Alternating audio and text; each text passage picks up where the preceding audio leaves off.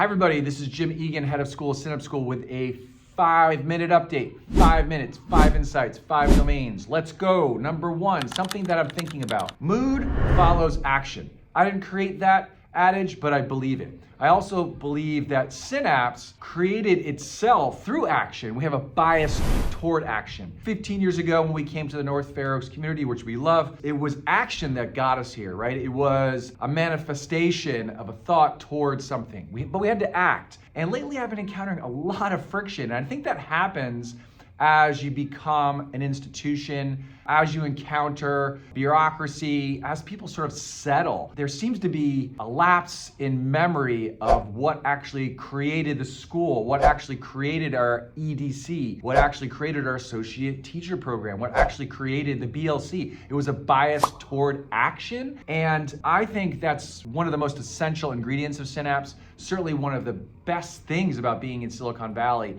is that mindset, right? Bias toward action. Your mood will follow the action. So I want people to think about this going into the spring, actually, or going forward. Like, let's act, let's not get bogged down in too much process. That's how this school became what it is today. That's how anything awesome actually is generated. You gotta act, right? Bias toward action. All right, number 2, shout out. I want to give a shout out to someone who is new this year in the EDC, and that's Jason. I've walked through that EDC the past 3 or 4 weeks as we led up to our big interactive lab, and I don't think he saw me. He was so focused on what he was doing in that space with kids, on the machines as he was helping get these projects up so they could be seen at lab. Jason is an incredibly insightful guy. He's very thoughtful. Boy, he works very hard. I've seen this every day, certainly this T2. So I want to give a big shout out to Jason. And if you haven't seen him,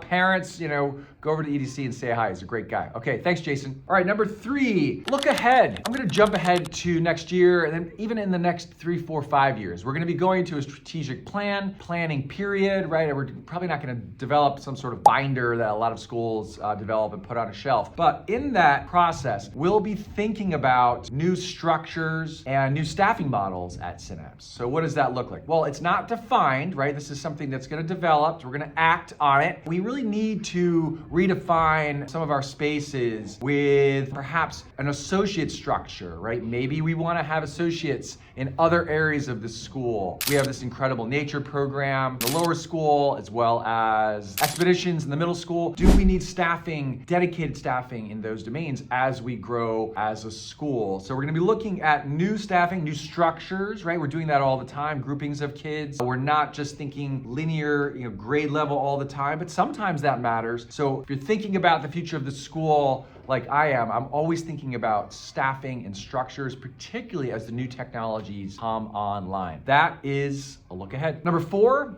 a peek behind the scenes. Something that goes on very quietly and is really kind of there's a crescendo right now, reaching to a high point, is the 8th grade admissions into high school, right? The kids who are exiting. So what's going on behind the scenes? There's a lot of communication that goes on with families, goes on with kids, advisors, those writing recommendations, as well as the schools that these students are applying to. There's also a deep channel that is very active between me and our 8th grade counselor, I guess you could call her, Christine Southgate, who helps our kids in that process and helps families navigate it. So she and I are talking, we're talking with admissions officers. Dana Story in admissions is involved in this as well. So there's really a deep care and a commitment, almost a bespoke process that goes on as we prepare kids to exit into high schools, hopefully of their choice. That's what's going on right now behind the scenes. And number 5, just because, Orbit of Wonder, Saturday, mysterious. What's not mysterious is the Orbit of Wonder is the theme for this